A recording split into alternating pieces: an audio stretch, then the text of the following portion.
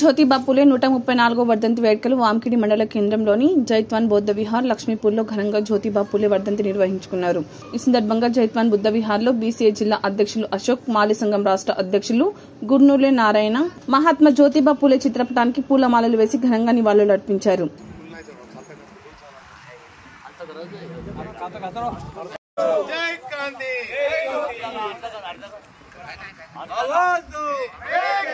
आवाज लो